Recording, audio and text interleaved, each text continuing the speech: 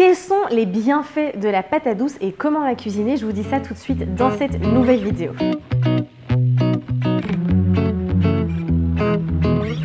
Salut tout le monde, j'espère que vous allez bien. Alors je suis vraiment ravie de vous retrouver dans cette nouvelle vidéo où on va parler de la patate douce. Vous savez que c'est un peu mon glucide préféré, c'est la source de glucides que je préfère parce qu'il y a vraiment énormément de bienfaits.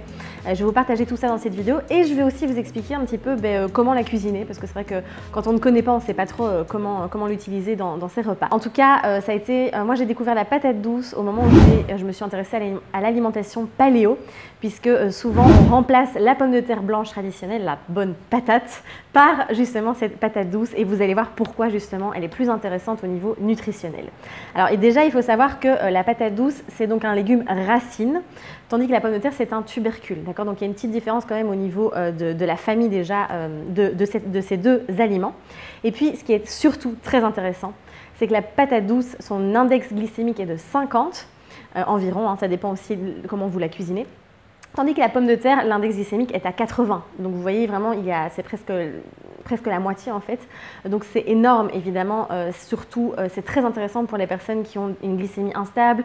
Si vous êtes diabétique aussi, vraiment dirigez-vous un maximum vers la patate douce plutôt que la pomme de terre blanche. Vous allez avoir vraiment une différence au niveau justement de l'impact sur votre glycémie. Alors la patate douce, il existe plein de variétés. Il y a les patates douces blanches, la peau en général est plutôt pourpre rouge. Il y a les patates douces orange, hein. Ça c'est celle qu'on trouve le plus couramment, en tout cas chez nous. Quand j'étais en Thaïlande, j'ai trouvé de la patate douce violette. Donc voilà, il y a plein de variétés, donc il y a moyen de varier aussi.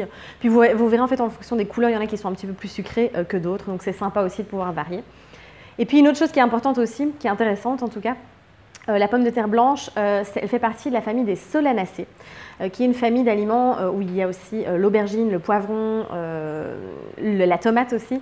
Et ce sont souvent des aliments qui peuvent provoquer chez certaines personnes de l'inflammation. Si vous avez des troubles auto-immunes, voilà, des maladies chroniques ou autres, ou voilà, quand on est en burn-out, en fatigue chronique, bref, ça peut venir créer de l'inflammation chez certaines personnes. Et donc, du coup, l'alternative de la patate douce est vraiment très intéressante parce qu'elle est vraiment anti-inflammatoire.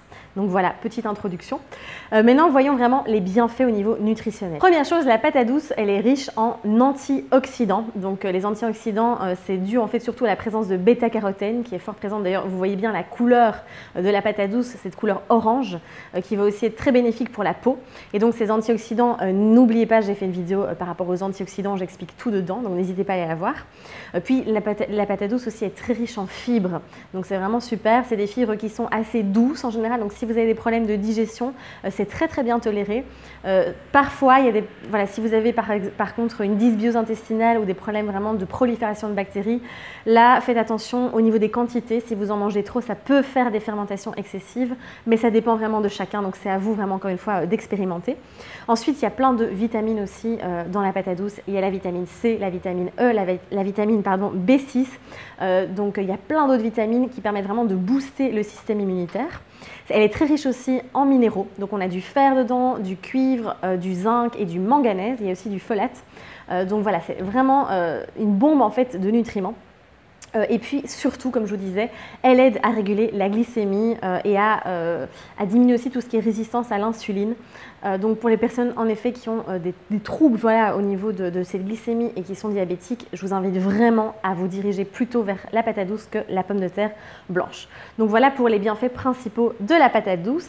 Maintenant vous allez me dire, mais comment est-ce que je cuisine ça? Parce que je n'ai vraiment pas du tout l'habitude.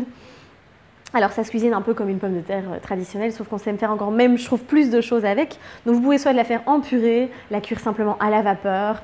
Vous pouvez faire des frites de patates douces au four aussi. Donc vous mettez avec un petit peu d'huile de coco par exemple. Vous pouvez mettre du thym, vous pouvez mettre des épices. Enfin c'est vraiment super bon. Alors très souvent, les personnes qui testent la recette, parce que alors j'ai plein de recettes à base de patates douces dans mes e-books naturellement bons, automne-hiver et printemps-été, n'hésitez pas à aller voir. Et les personnes qui testent, elles disent « Oh, mais c'est pas aussi croustillant que les frites normales. » Mais non, c'est normal, je veux dire, on n'a pas une pomme de terre. Il y a beaucoup moins d'amidon quand même dans la patate douce. Et puis, quand on cuit au four, c'est toujours différent. Après, vous pouvez cuire à la friteuse, mais vous connaissez mon avis sur ce genre de mode de cuisson-là. Mais au four, c'est super bon. Et vraiment, vous pouvez un peu varier aussi. Parfois, moi, je les roule aussi donc je coupe les patates douces en frites. Je les roule dans du blanc d'œuf, je mets dans un petit peu de farine de coco aussi, et ça les rend un peu plus croustillantes. Voilà. à vous de tester et vous verrez un petit peu ce que vous préférez. Vous pouvez faire aussi plein de desserts à base de patates douces. Moi, j'ai une recette de brownies au chocolat à base de patates douces. C'est juste excellent. On ne goûte pas du tout le goût de la patate douce. Voilà, n'ayez pas peur.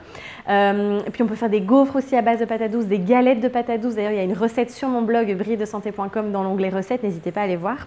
Et vous pouvez faire aussi des tagliatelles de patates douces. Donc, moi, j'adore remplacer les pâtes quand je fais par exemple voilà, une sauce bolognaise. Au lieu de mettre des pâtes, des spaghettis voilà, à base de blé, je fais des spaghettis de patates douces avec le spiraliseur à légumes et c'est juste super bon. Et du coup, on a un repas qui est complet avec des bons glucides, mais des glucides avec un index glycémique qui est plutôt bas. Donc, c'est très intéressant. Voilà. Ben, en tout cas, j'espère que ça vous aura donné envie de tester d'introduire un petit peu plus la patate douce dans votre cuisine. N'hésitez pas si vous avez des questions à les poser en commentaire. N'hésitez pas non plus à partager la vidéo, à la liker, à vous abonner à la chaîne si ce n'est pas encore fait. Je vous dis à très vite. Prenez bien soin de vous et osez briller. Je vous embrasse.